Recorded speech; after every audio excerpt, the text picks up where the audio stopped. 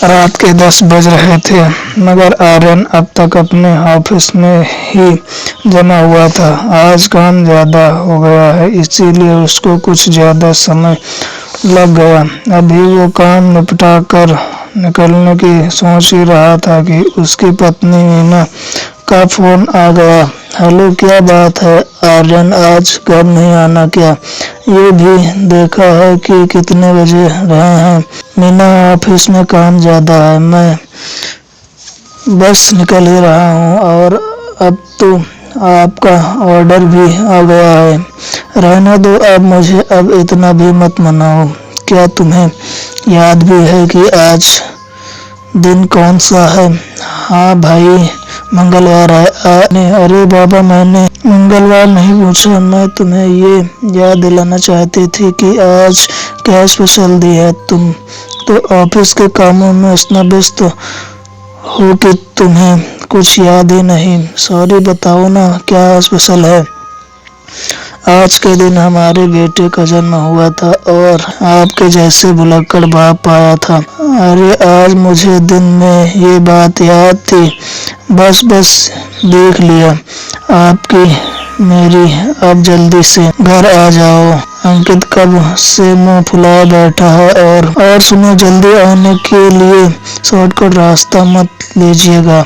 मैं समझा नहीं, मेरा मतलब उस रास्ते से मत आना, वहाँ पर खूनी मोड़ पड़ता है। तुम भी ना मीना, आज के ज़माने की होकर पुरानी बातें करती हो। मैं इन सब बातों को नहीं मानता। ठीक है, अब मैं फ़ोन रखता हूँ, मैं आ रहा हूँ। आर्यन अपनी कार में बैठ गया। ऑफिस से अपने घर तक पहुँचने में उसको करीब 25 से 30 मिनट लग जाता था। पहले ही वो काफी लेट हो चुका था, इसलिए उसने उस रास्ते से जाने का फैसला किया जिसके बारे में डरावनी बातें मशहूर थी। आर्यन कार ड्राइव कर बड़बड़ाया, चलो आज उसी रास्ते से चलते हैं जहाँ वो खूनी मोड़ पड़ता है। मेरी समझ में आज तक नहीं आया कि लोग उसे खूनी मोड़ क्यों बोलते हैं। मैं भी देखता हूँ कि वहाँ पर कौन भूत रहता है जिससे लोग इतना डरते हैं। आर्यन ने अपनी कार को उस शॉर्टकट रास्ते पर कर लिया जहाँ पर वो खूनी मोड़ पड़ता है। वो रास्ता वीरान था। शहर के लोगों का मानना था कि उस जगह के आसपास प्रेत आत्मा भटकती है। रात के 11 बज चुके थे। आर्यन ने माहौल खुशनुमा बनाने के लिए म्यूजिक चालू कर दिया। अचानक उसको सड़क पर एक लाल रंग का साया नजर आया। गाड़ी एक मोड़ से गुजर रही थी। आर्यन के पैर ब्रेक पर पड़ गए। तभी सामने एक औरत लाल रंग की साड़ी पहने खड़ी थी। आर्यन का माथा ये देखकर ठटका कि सर्दियों की इस रात को इस सुनसान और वीरान रास्ते पर एक अकेली औरत क्या कर रही है। वो ये सोच रहा था कि अचानक वो औरत चीखती हुई कार के पास आकर खड़ी हो गई। आर्यन कार से नीचे उतरा। क्या हुआ आपको, और आप इस वीरान जगह पर क्या कर रही हो? आर्यन ने देखा उस औरत के सिर पर चोट लगी थी और वहां से खून बह रहा था। जल्दी से चलिए मेरे साथ, वहां एक एक्सीडेंट हुआ है। आर्यन समझ गया कि यहाँ पर कोई एक्सीडेंट हुआ है। ठीक है, घबराइए मत, मैं चल के देखता हूँ। आर्यन ने उसको कार में बिठाया और कार को तेजी से उसके बताए हुए जगह पर बढ़ा दिया। मोड़ के गुजरते ही सामने एक दृश्य देखकर आर्यन के रोंगटे खड़े हो गए। एक सफेद रंग की कार एक पेड़ से टकराई हुई थी और उसके अंदर से चीखने और कहने की आवाजें आ रही थी। गाड़ी रुकते ही तेजी से उतरकर आर्यन ने पूछा, आपने अब तक एम्बुलेंस को फोन नहीं किया क्यों? किया था, लेकिन वो भी अभी तक आया नहीं। फिर मैं यहाँ से भागकर आगे पहुंची। इतने में ही आपकी गाड़ी दिखाई दी। आर्यन तुरंत ही आगे बढ़कर पूछा, मगर ये एक्सीडेंट हुआ कैसे? हम सब माता रानी के दर्शन करके घर लौट रहे थे। जब यहाँ पहुँचे तो अचानक से ये सड़क पर एक औरत आ गई।